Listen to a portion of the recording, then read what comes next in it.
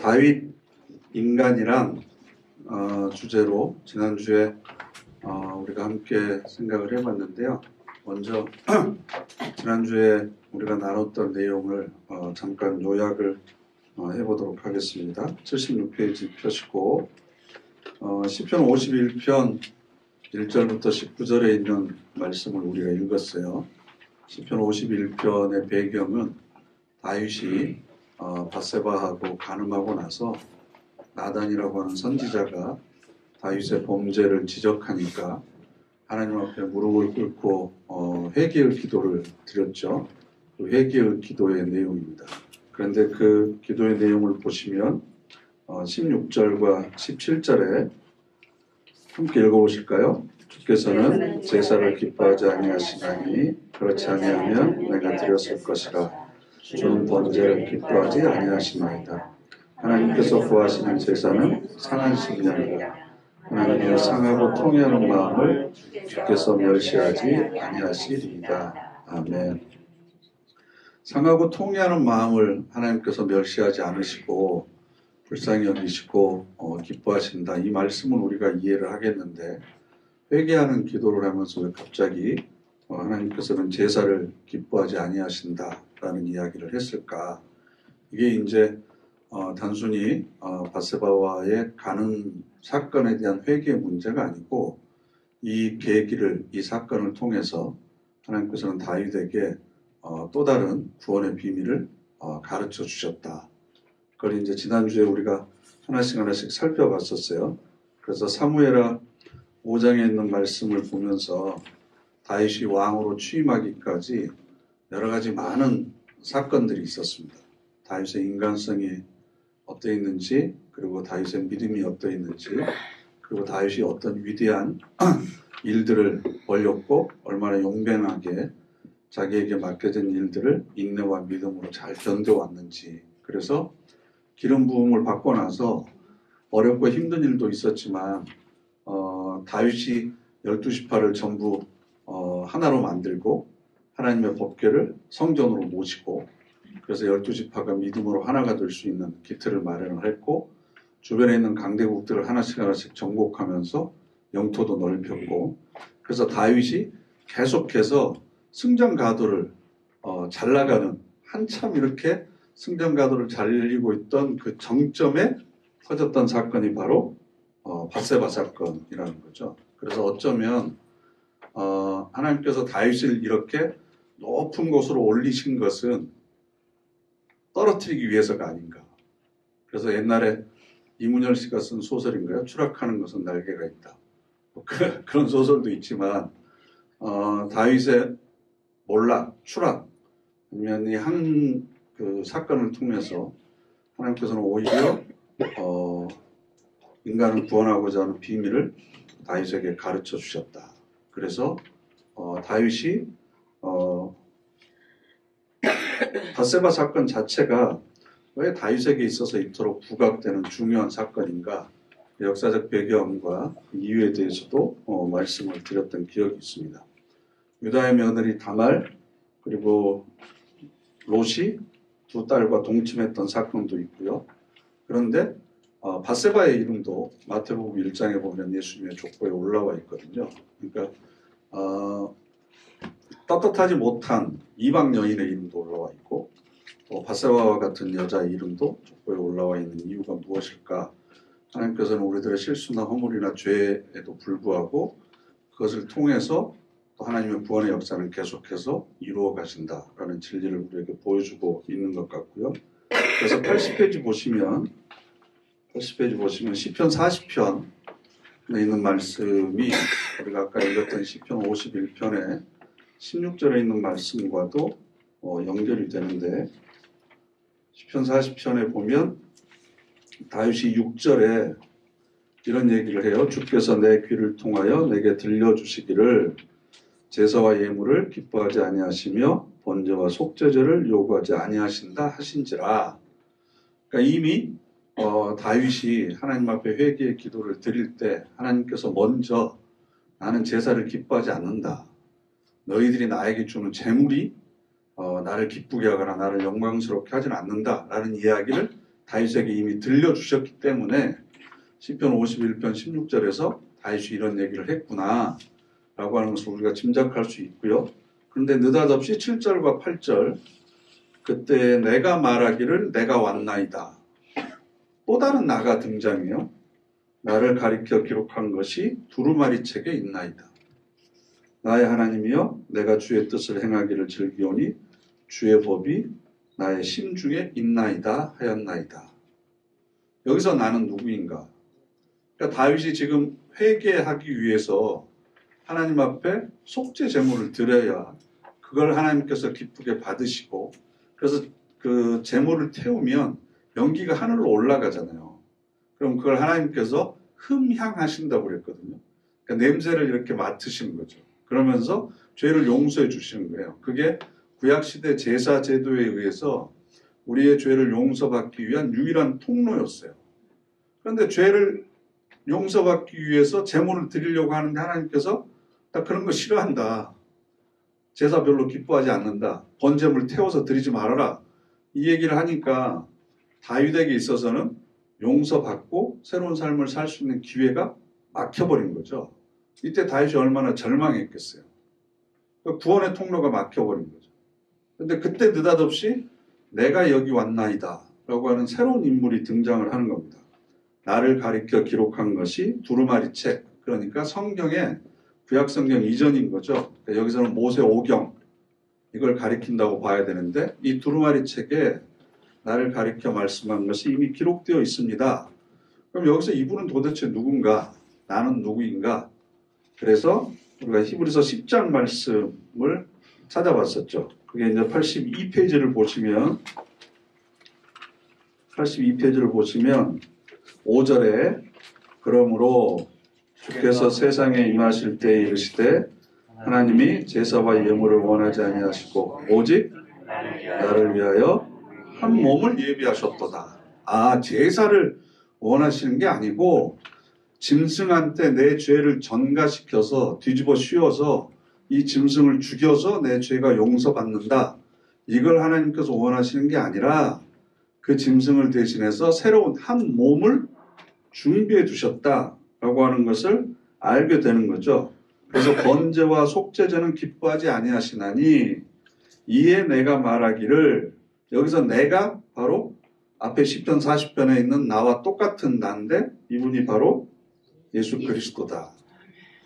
하나님이여 보시옵소서. 두루마리 책에 나를 가리켜 기록된 것과 같이 하나님의 뜻을 행하러 왔나이다. 10편 40편에 있는 말씀과 똑같은 말씀이 여기 기록되어 있죠. 위에 말씀하시기를 주께서는 예물과 번제와 속죄제는 원하지도 아니하고 기뻐하지도 아니하신다 하셨고 이는 다 율법을 따라 드리는 것이라.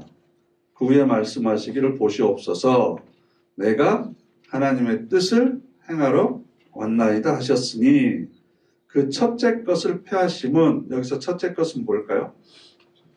율법이에요. 율법.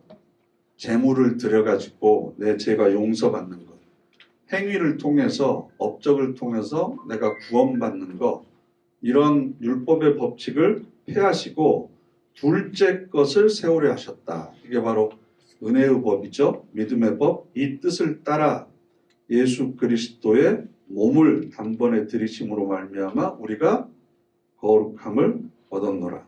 그럼 5절 하반절에 오직 나를 위하여 한 몸을 예비하셨도다 이렇게 되어 있잖아요. 그럼 5절 하반절에 있는 한 몸은 10절에 있는 예수 그리스도의 몸을 단번에 들이심으로 이렇게 되어 있는 거죠.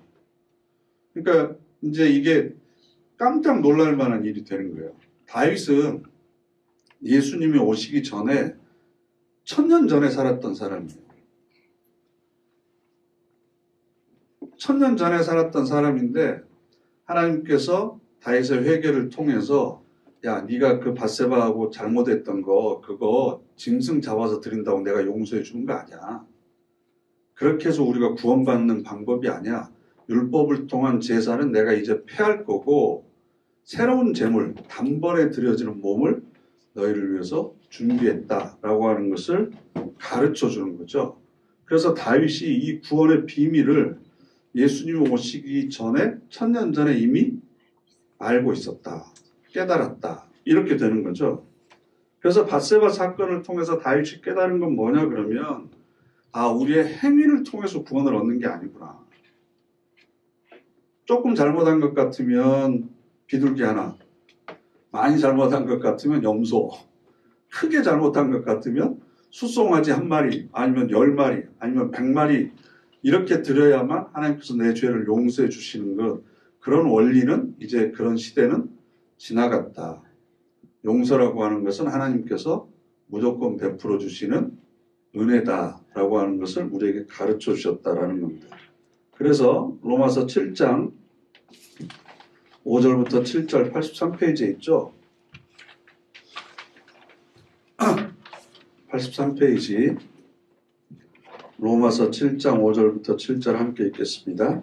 우리가 육신에 있을 때는 율법으로 말미암는 죄의 정욕이 우리 지체 중에 역사하여 우리로 사망을 위하여 열매를 맺게 하였더니 이제는 우리가 얽매였던 것에 대하여 죽었으므로 율법에서 벗어났으니 그러므로 우리가 영의 새로운 것으로 섬길 것이요 율법 조문에 묵은 것으로 아니할지니라. 그런즉 내가 무슨 말을 하며 율법이 죄냐? 그럴 수 없느니라. 율법으로 말미암지 않고는 내가 죄를 알지 못하였으니 곧 율법이 탐내지 말라 하지 아니하였더라면 내가 탐심을 알지 못하였으리라. 즉 밧세바의 사건도 요즘 우리가 가지고 있는 도덕적인 수준이나 의식의 수준을 가지고 판단하지 마시고 지금부터 3000년 전에 일어난 사건이니까 그때 당시 한 나라의 왕, 군주로서 자기가 원하는 여자를 취한다고 하는 건 그건 전혀 죄인 줄 몰랐다는 거죠. 왜냐하면 그때 관습이 그랬으니까. 그리고 그게 힘의 법칙이 통하던 시대였으니까. 그런데 율법을 하나님께서 주심으로, 말씀을 주심으로 나단의 지적을 통해서 그 죄가 무엇인지를 알게 해줬다라는 겁니다. 그래서 내가 얼마나 죄인지를 깨달아야 되는 거죠. 그래서 그 다음 84페이지 인간이란 어떤 존재인가 대한 다윗의 깨달음이 바로 시편 51편 5절에 있습니다. 함께 읽어보실까요? 내가 죄악 중에서 출생하였으며 어머니가 죄 중에서 나를 잉태하였나이다. 아멘. 그래서 다윗이 깨닫습니다. 야, 내가 아무리 선한 의도를 가지고 행위를 한다고 하더라도 나에게서 나오는 모든 것은 죄일 수밖에 없구나. 하나도 선한 것은 찾아볼 수가 없구나. 나는 죄를 지을 수밖에 없는 존재구나. 왜? 죄악 중에서 출생했기 때문에. 도덕적인 선함도 그 기준을 정하는 것 자체가 사실은 인간이잖아요. 그리고 그것이 사실은 누구를 위한 것인가? 이걸 우리가 한번 따져봐야 돼요. 우리가 그 유교라고 하는 그 체제 속에서 오랫동안 살아왔었잖아요. 그래서 유교적인 도덕을 우리가 아직도 지키고 있는데 유교에서 말하는 가장 지켜야 되는 큰 원칙이 뭐냐 그러면 군사부일체입니다. 군사부일체. 임금과 스승과 아버지는 한 몸이다. 똑같다. 그래서 임금을 섬겨야 되고 그래서 유교에서 강조하는 게 충과 효죠. 그죠? 그러면 부모를 공경한다고 하는 건 이해를 하겠어요. 스승을 공경하는 것도 이해를 하겠어요. 그럼 임금을 공경하는 것, 임금에게 충성하는 것, 그건 누구를 위한 겁니까? 나를 위한 거예요? 임금을 위한 거예요? 그럼 그 유교의 도덕적인 질서는 누가 만든 겁니까? 국민들이 자기 스스로의 안전을 보호하기 위해서 스스로 만든 겁니까? 아니면 기득권에서 이미 만들어서 전해준 겁니까? 그럼 사실은 질서를 유지하기 위해서 그 체제와 그 나라를 유지하기 위해서 내세운 선이라고 하는 것이 결국은 알고 보면 어떤 특정 집단의 이득을 위해서 봉사하는 기준도 될 수 있다는 거예요. 부모님에게 효도하는 거, 그럼 인간으로서 마땅히 해야지. 근데 부모님에게 효도하는 것의 차원을 넓혀가지고 스승에게도 그렇게 해야 되고 모든 권위자들에게도 그렇게 해야 되고 나보다 높은 권위를 가지고 있는 절대적인 권위를 가지고 있는 임금에게도 마땅히 그렇게 해야 된다라고 이야기를 하면 그게 과연 누구를 위한 법이 되냐는 거죠. 그러니까 인간에게서 나오는 아무리 선한 거라고 하더라도 그 기준이 누구를 기준으로 하느냐에 따라서 거기에는 사심이 들어가고 탐심이 들어가고 자기 욕망이 들어갈 수밖에 없는 거다라는 겁니다. 아, 내가 죄악정에서 출생했기 때문에 어쩔 수 없이 나에게서 나오는 모든 것은 악할 수밖에 없는 거구나. 이걸 다윗이 깨달은 거죠. 이걸 다른 말로 하면 내가 어떤 노력을 하거나 선행을 하거나 구제를 한다고 해서 내가 구원을 얻을 수 없다는 겁니다. 예를 들면 안 좋은 비유이긴 한데 김선민 목사님이 해적 우두머리예요. 해적. 그래서 큰 배를 가지고 있고 임준홍 전사님도 해적 우두머리예요. 그런데 둘 다 우리나라 바다에서 어부들을 노략질을 하니까 해군이 안 되겠다 싶어가지고 임준홍 전도사님의 해적 배를 가서 습격을 한 거예요. 네? 그래서 다쳤어요. 그랬더니 같은 해적인데 김선민 목사님이 야, 안 됐다. 그래서 가서 먹을 걸 주고 치료해 줬어요. 그럼 착한 짓 한 거죠. 네? 해적이 해적한테 한 게 뭔 착한 일이겠어요. 신분이 해적인데. 이해가 되세요? 우리가 태어날 때부터 죄인이에요. 죄인의 유전자를 가지고 태어났는데 우리가 아무리 착하고 좋은 짓 해봤자 그건 하나님께서 보시기에 다 자기들끼리 서로 이득되자고 하는 거고 선행을 베푼 것 같지만 나중에 그만한 것을 또 기대하는 마음이 또 내 속에 있는 거고 100% 자기를 희생하고 100% 모든 것을 내어주고 아무런 기대도 바라지 않고 정말 선한 마음으로 하는 게 어디 있어요. 그러니까 우리가 하는 모든 것들이 누구한테 선을 베풀고 하는 것 자체가 사실은 인간의 탐심이나 탐욕이나 이 죄악된 욕망에서부터 벗어날 수가 없다. 내가 나를 스스로 깨끗하게 할 수 없다. 그래서 다른 사람보다 내가 이걸 더 이걸 했으니까 내가 더 훌륭한 사람이야. 이래서 김선민 목사님이 임준홍 전사님한테 너 다쳤을 때 내가 고쳐줬으니까 내가 더 훌륭한 인격을 가지고 있어. 이런 얘기하면 해적끼리 뭐 하는 거예요, 그게. 말도 안 되는 거잖아요. 하나님의 기준으로 보면 죄인들끼리 서로 도토리 키재기 하고 있는 거죠. 그래서는 안 된다라는 겁니다. 그래서 다음으로 시편 110편 말씀, 이건 오늘 처음 읽는 구절이죠. 110편 1절부터 7절까지 함께 읽겠습니다. 여호와께서 내 주에게 말씀하시기를 내가 내 원수들로 내 발판이 되게 하기까지 너는 내 오른쪽에 앉아있으라 하셨도다. 여호와께서 시온에서부터 주의 권능의 뷰를 내보내시리니 주는 원수들 중에서 다스리소서. 주의 권능의 날에 주의 백성이 거룩한 옷을 입고 절거에 헌신하니 새벽 이슬 같은 주의 청년들이 주께 나오는도다. 여호와는 맹세하고 변하지 아니하시리라. 이르시기를 너는 멜기세덱의 서열을 따라 영원한 제사장이라 하셨도다. 주의 오른쪽에 계신 주께서 그의 노하시는 날에 왕들을 쳐서 깨뜨리실 것이라. 본 나라들을 심판하여 시체로 가득하게 하시고 여러 나라의 머리를 쳐서 깨뜨리시며 길가의 시냇물을 마심으로 그의 머리를 드시리로다. 아멘. 시편 110편도 누구의 시냐면 다윗의 시예요. 다윗의 시. 1절에 뭐라고 그랬냐면요. 여호와께서 내 주에게 말씀하시기를. 여기서 나는 누구죠? 다윗이고, 그죠? 내 주는 누굴까요? 그러면서 내가 네 원수들로 네 발판이 되게 하기까지 너는 내 오른쪽에 앉아있으라. 여기서 너는 다윗에게 있어서는 주를 얘기하는 거죠. 그죠? 하나님이 나의 주님에게 너는 내 오른쪽에 있어라. 네 원수들을 내가 너의 발판으로 삼게 해주겠다. 이런 얘기를 하시는 걸 다윗이 본 거죠. 계시를 받은 거죠. 그러면서 내 주는 나중에 4절 보시면 멜기세덱의 서열을 따라 영원한 제사장이 될 것이다. 언니가 이 멜기세덱이 누군지 어떤 사람인지에 대해서 질문하셨잖아요. 멜기세덱이 성경에 딱 3번 나와요. 아브라함 사건 때 나오잖아요. 롯이 잡혀갔을 때 아브라함이 그때 318명인가요? 자기 사병들을 데리고 가서 롯과 그의 가족들을 구출해 오고 돌아오는 길에 멜기세덱이 탁 나타나니까 그 11조를 드리죠. 무릎을 꿇고 감사의 의미로. 아, 됐다. 가지고 가라. 그래서 멜기세덱이 한번 등장을 하는 거고, 시편 110편에 여기 등장하는 거고, 나중에 히브리서에 5장하고 7장에 히브리서에 등장해요. 그러니까 성경에 딱 3번 등장하는 거예요. 그런데 멜기세덱이 제일 처음에 등장했을 때, 아브라함에게 등장했을 때 신분이 제사장이었어요.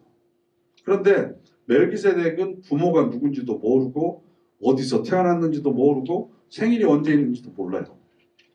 그냥 스스로 혼자 있는 사람이에요. 마치 하나님께서 나는 스스로 있는 자다라고 하는 것처럼 멜기세덱은 어쩌면 하나님을 대신해서 우리들에게 보여지는 형상이라고 그래야 되나?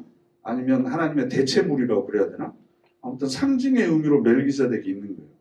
그러면 이스라엘 백성들은 12지파고 그 12지파 중에서 레위 지파가 제사장을 대대로 하도록 되어 있잖아요. 아론이 레위 지파의 시조가 되는 거죠. 그런데 만약에 예수님이 레위 지파의 후손이었다고 한다면 하나님께서 그를 특별히 대속제물로 삼은 것이 아니라 그냥 레위 지파 중에서 훌륭한 제사장이 나왔구나 뭐 이렇게 생각할 수밖에 없겠죠. 만약에 또 예수님께서 다윗의 후손 유다 지파에서 났으니까 다윗의 후손이라고 그러면 이것도 하나님께서 직접 성별하셔서 거룩하게 구별하셔서 선택한 당신의 제사장이다 라고 이야기할 수가 없게 되는 거예요. 그러니까 멜기세덱의 반차를 따라서 즉 멜기세덱의 서열 그 후손으로서 영적인 가문으로서 예수님이 멜기세덱의 뒤를 이은 영원한 제사장이 되었다라고 지금 시편에 선언을 하고 있는 겁니다. 누가? 다윗이 이 비밀을 지금 알고 있는 거예요. 다윗이. 장차 하나님께서 우리의 죄를 우리를 구원하시기 위해서 한 몸을 이 땅에 보내시는데 그분은 내 주님이 되시고 그분은 혈통으로는 유다지파의 후손이지만 영적으로 보면 그분의 신분은 멜기세덱의 뒤를 이어서 제사장이 될 것이다 라고 하는 걸 다윗이 이미 계시를 통해서 알게 되는 거죠. 이게 참 기가 막힌 일이잖아요. 그래서 히브리서 한번 찾아보실까요? 우리 교재에는 없는데요. 성경책 보시면 히브리서 5장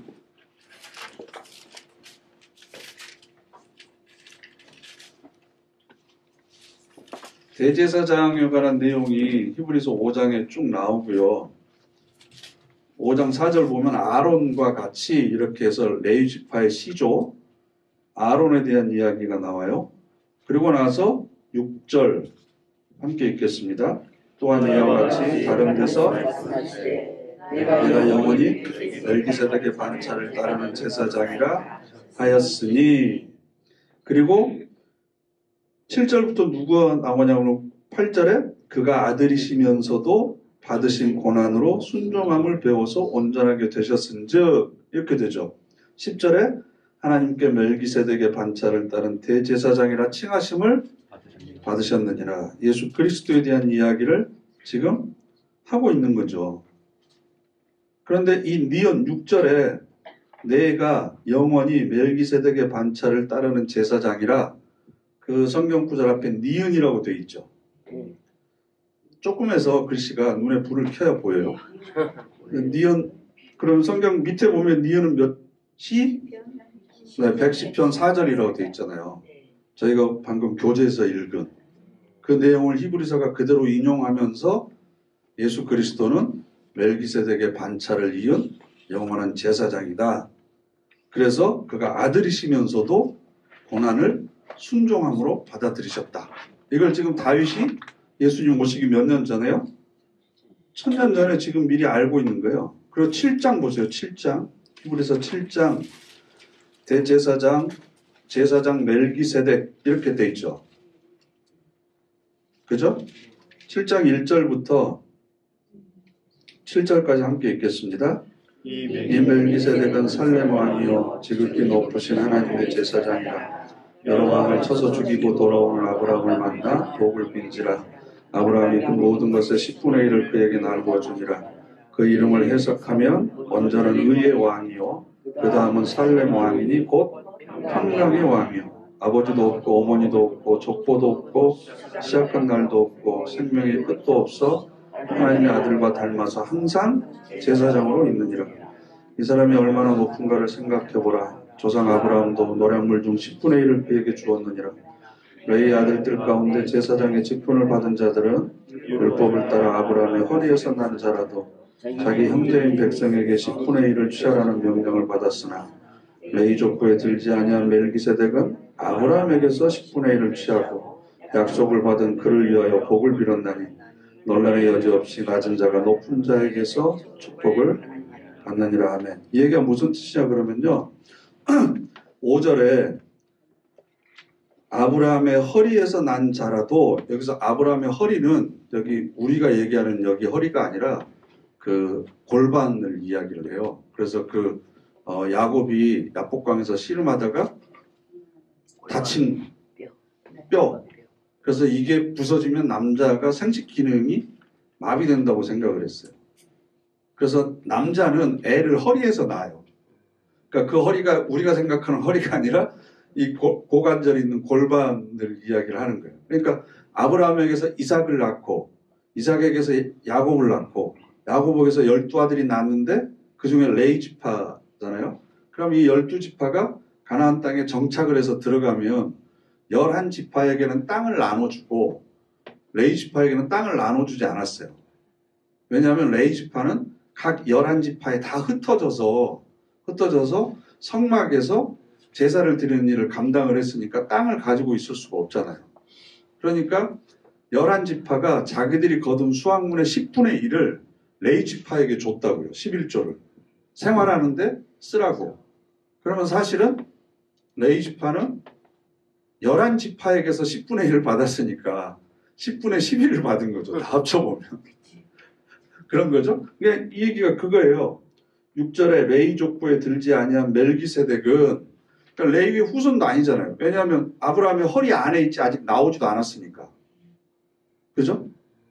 이삭, 야곱 다음에 레위가 나오니까 10분의 1을 취하고 약속을 받은 그를 위하여 복을 빌었나니 이렇게 돼 있어요. 그래서 아브라함에게서 멜기세덱이 11조를 받았다는 거예요. 11조를. 그러면 레위 지파보다 멜기세덱이 훨씬 더 영적인 차원에서 권위가 있다라는 거죠. 그리고 너희가 이스라엘 백성의 시조라고 생각하는 아브라함도 멜기세덱이라고 하는 제사장에게 11조를 드렸다. 레위 지파의 시조인 아브라함도 레위 지파의 증조, 고조, 그 다음에 뭐죠? 아무튼 그 위에 할아버지인 아브라함도 멜기세덱에게 제사를 드렸는데 그 신령한 멜기세덱의 서열을 따라서 예수 그리스도께서 영원한 대제사장이 되신 것이다. 라고 하는 내용이 시편에 있는데 이걸 지금 다윗이 미리 계시를 받은 거죠. 그래서 장차 오실 예수 그리스도는 인간의 몸을 입고 이 땅에 오시지만 영적인 면에 있어서는 인간의 혈통에 따라서 오시는 것이 아니라 멜기세덱이라고 하는 그 권위를 입고 이 땅에 오신 분이다. 그래서 그 신성이 어떤 분이신다라고 하는 것을 다윗이 미리 깨달은 거죠. 그래서 마태복음 22장 있잖아요. 마태복음 22장 41절부터 46절까지 함께 읽겠습니다. 바리새인들이 모였을 때 예수께서 그들에게 물으시되 너희는 그리스도에 대하여 어떻게 생각하느냐? 누구의 자손이냐? 대답하되 다윗의 자손입니다. 이르시되 그러면 다윗이 성령에 감동되어 어찌 그리스도를 주라 칭하여 말하되 주께서 내 주께 이르시되 내가 내 원수를 내 발 아래 둘 때까지 내 우편에 앉아있으라 하셨도다 하였느냐? 다윗이 그리스도를 주라 칭하였은즉 어찌 그의 자손이 되겠느냐 하시니 한마디도 능히 대답하는 자가 없고 그날부터 감히 그에게 묻는 자도 없더라. 그러니까 지금 바리새인들은 예수님을 그리스도라고 인정한 사람들이요, 인정 안 한 사람들이요? 인정 안 한 사람들이요. 그러니까 예수님께서 앞으로 너희를 구원할 그리스도가 이 땅에 태어난다면 아니면 하나님께서 보내신다면 그 그리스도는 누구의 자손이냐? 구약 성경에 보면 다윗의 자손이라고 되어 있습니다. 그랬더니 봐라. 그러면서 예수님께서 우리가 방금 읽은 시편 110편 84페이지 봐보세요. 1절에 여호와께서 내 주에게 말씀하시기를 이렇게 되어 있잖아요. 그러면서 2절, 아니 1절에 내가 내 원수들로, 이 얘기가 예수님께서 바로 마태복음 22장 44절에서 그대로 인용하고 계시죠. 봐라. 다윗도 하나님께서 내 주님에게 원수가 네 발판이 되기까지 너는 내 우편에 앉아 있으라 라고 얘기한 걸 다윗이 주님이라고 그랬다. 주님이라고. 장차 오실 그리스도를 주님이라고 그랬는데 어떻게 그러면 다윗의 후손이면 다윗이 주님이라고 얘기하는 게 맞겠느냐. 다윗이 그리스도를 주라고 그랬는데 그러면 그리스도가 그의 후손이겠느냐. 맞아요, 틀려요. 말이 안 되는 거죠. 누구의 후손이란 거죠? 멜기세덱의 서열을 따라서 제사장이 된 거지. 다윗의 후손이면 다윗이 그때 계시를 볼 때 주님이라고 왜 얘기를 하냐고. 천년 뒤에 태어날 자기의 후손이면 까마득히 보이지도 않는 거잖아요. 근데 자기의 후손이 아니니까 내 주께 말씀하셨다라고 이야기를 하지 않았느냐. 이 얘기예요. 이해가 되시죠? 예수님께서도 다윗이 그때부터 이미 하나님의 구원의 비밀을 알고 있었다는 것을 인정을 하시고 그때 말씀을 지금 인용해서 바리새인들을 논박하시는 거죠. 그래서 역대상 23장 86페이지에 있는데요. 함께 읽겠습니다. 다윗이 나이가 많은 늙음에 아들 솔로몬을 이스라엘 왕으로 삼고 이스라엘 모든 방백과 제사장과 레위 사람을 모았더라. 레위 사람은 30세 이상으로 계수하니 모든 남자의 수가 38,000명인데 그 중에 24,000명은 여호와의 성전의 일을 보살피는 자요 6,000명은 관원과 재판관이요 4,000명은 문지기요 4,000명은 그가 여호와께 찬송을 드리기 위하여 만든 악기로 찬송하는 자들이라. 다윗이 레위 아들들을 게르손과 거앗과 무라리에 따라 각 반으로 나누었더라. 이 말씀이 왜 의미가 있냐 그러면요. 우리나라도 민주주의 국가니까 입법부, 사법부, 행정부, 삼권 분립이 정확하게 돼야 되잖아요. 그죠? 그래서 입법부가 국회면 사법부가 검찰이죠. 법을 집행하는 거고. 행정부가 이제 공무원들이 이렇게 되는 거고. 서로의 권한이 왔다 갔다 하면 안 되는 거잖아요. 그러니까 그때 당시에도 세 가지가 있었어요. 하나는 정치권이에요. 정치권. 정치를 하는, 나라를 다스리는. 두 번째가 제사장, 제사권. 하나님 앞에 예배를 드리는 사제들. 세 번째가 선지자권. 왕이 선지자를 세우지 못해요. 하나님이 직접 세우시는 거예요. 그리고 제사에 관한 내용은 대제사장이 알아서 하지 왕이 제사에 관한 내용을 함부로 이야기할 수 없어요. 그러면 레위 지파를 숫자를 계수해가지고 너는 이 일을 해, 너는 이 일을 해. 그리고 레위 지파 후손들 불러가지고 게르손하고 그앗 무라리 족속들 다 반반씩 나눠. 그래가지고 할 일을 맡겨주고 하는 일은 원칙적으로 하면 다윗이 하면 안 되는 거죠. 그런데 다윗은 하나님의 비밀을 알고 있는 사람이죠. 앞으로 하나님께서 어떻게 일을 하실 줄을 알고 있는 사람이에요. 그러니까 이것에 대해서 어떤 마음의 가책도 느끼지 않았을 뿐만 아니라 다윗이 레위 지파까지 나누고 역할을 맡겨주고 하는 것에 대해서 하나님께서 뭐라고 그러시지 않았어요. 더 나아가서 마태복음 12장 1절부터 4절 함께 읽겠습니다. 그때 예수께서 안식일에 밀밭 사이로 가실새 제자들이 시상하여 이삭을 잘라 먹으니 바리새인들이 보고 예수께 말하되 보시오 당신의 제자들이 안식일에 하지 못할 일을 하나이다. 예수께서 이르시되 다윗이 자기와 함께한 자들이 시장할 때 한 일을 잊지 못하였느냐. 그가 하나님의 전에 들어가 제사장 유인은 자기나 그와 함께한 자들이 먹어서는 안 되는 진설병을 먹지 아니하였느냐. 그 안식일에는 쉬어야 되잖아요. 근데 배가 고프니까 밀밭을 지나다가 여러분들 그거 해보셨어요? 뜯어가지고 이렇게 막 비벼가지고 훅 불어가지고 이렇게 먹으면, 그리고 이제 보리 같은 거 이렇게 집불 이렇게 안에다가 넣어서 이렇게 태우면 그 구수하게 그 보리차 냄새 같은, 그러면 이제 그 시커먼 걸 이렇게 막 하면 손에 까맣게 묻고, 그래서 그 보리 이렇게 맛있잖아요. 네? 저도 해봤어요. 그 집불에다 태워야 돼. 아니, 장작불에다 넣으면 장작 꺼질 때까지 이거 다 타버리니까. 그렇죠. 잘 아시네. 근데 이거 안식이라 하면 안 돼요. 왜냐하면 이건 추수행위예요. 추수하는 건 노동하는 거예요. 다른 날 해야 돼요. 근데 제자들이 밀밭 사이를 지나가다 배가 고프니까 손으로 이렇게 쭉 훑어가지고 막 해가지고 이렇게 까불려가지고 훅 불어 이걸 먹었나 봐. 그러니까 사람들이 보면서, 야, 저 어렸을 때만 하더라도 그 친구들이, 야, 너는 목사들이니까 너네 집에는 주일날 라면도 안 끓여 먹냐? 밥도 안 해 먹냐? 이렇게 물어봤다고요. 걔도 교회 다니는 애요. 그러니까 밥을 해서 먹는 건 노동을 하는 거거든요. 그 전날 미리 해놓은 음식을 먹어야지 그날 해서 먹으면 안 돼요.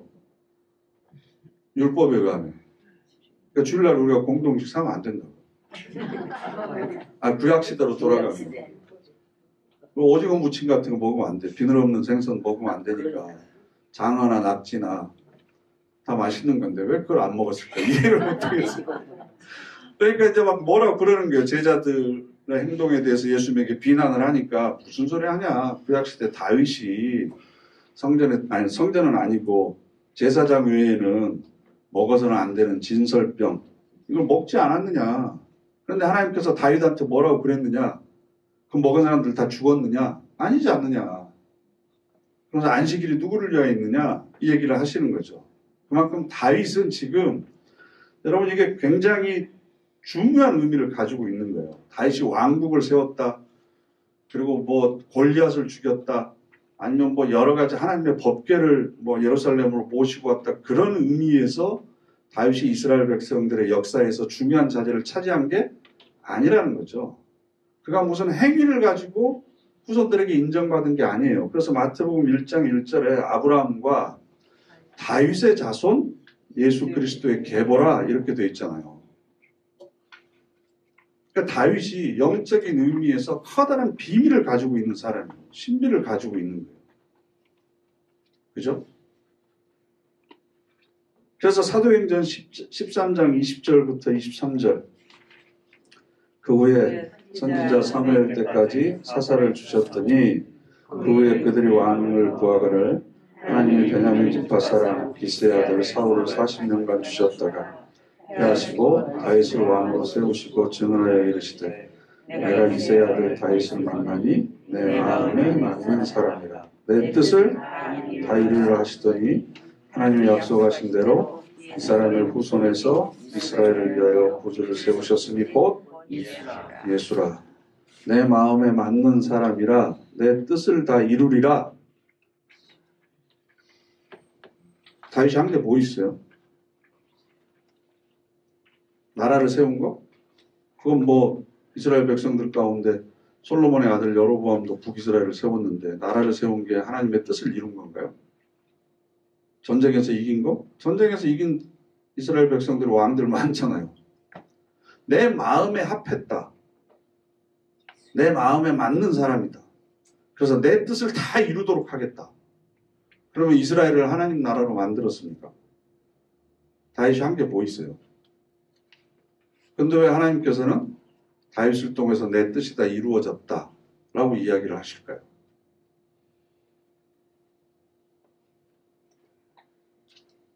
다윗이 하나님의 구원의 비밀을 알고 있었고 그것을 기록을 통해서 후대에 전해줬다는 거죠. 그래서 예수님을 통해서 다윗이 봤던 계시, 환상, 그 내용들이 예수가 그리스도이심을 증명하는 굉장히 중요한 역할들을 하게 되잖아요. 예수님께서도 친히 내가 다윗의 후손이면 다윗이 나한테 주님이라고 그랬겠느냐. 다윗의 후손이 아니다. 뭐 이런저런 이야기들을 할 수 있는 근거들을 다윗이 하나님의 구원의 비밀이 어떤 건지를 알고 그것을 미리 경험하고 그리고 삶 속에서 누렸기 때문에 사실은 다윗이 이스라엘 백성의 족보에 아브라함과 같이 그 이름이 올라갔을 뿐만 아니라 하나님께서 이 사람을 통해서 내 뜻을 다 이루리라 라고 선언하실 수 있었다는 거죠. 그러면 마지막 질문이 뭐죠? 다윗의 하나님은 어떤 분인가? 다윗이 만나고 경험했던 하나님은 어떤 분이실까요?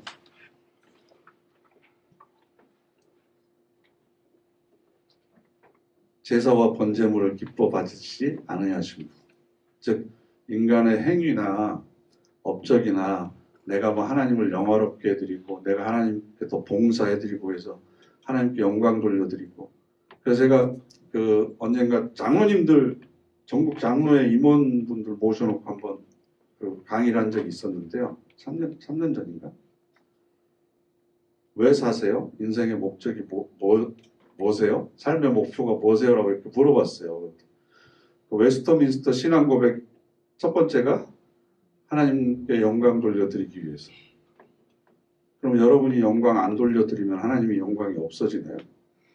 하나님의 영광이 사라지나요? 아니면 하나님의 영광이 희미해지나요? 우리가 영광을 돌려드려야만 하나님의 영광이 더 빛을 발하나요? 우리에 의해서 좌지우지되는 영광이라면 그게 하나님의 영광이라고 할 수 있습니까?